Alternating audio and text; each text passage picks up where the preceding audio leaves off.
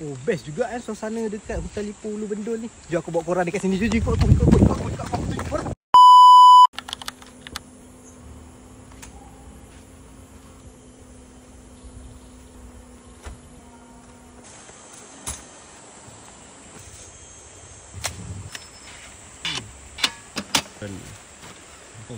Segok dulu.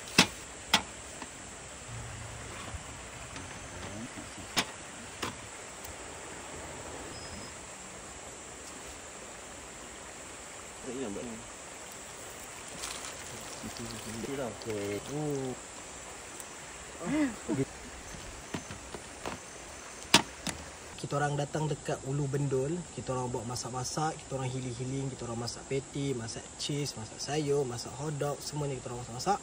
Kita orang dah rekod dah. Lepas ni kita orang nak makan sama-sama, nak healing sama-sama. Ayo makan.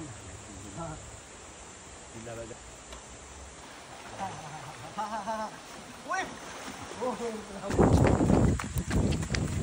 Ini ada sosis, ini ada telur, ini ada patty, ini ada sosis, ini ada sayur. Ini semua tempat dia, ini ada kamera, dan ni adalah minyak yang kita orang guna. Belilah minyak natural.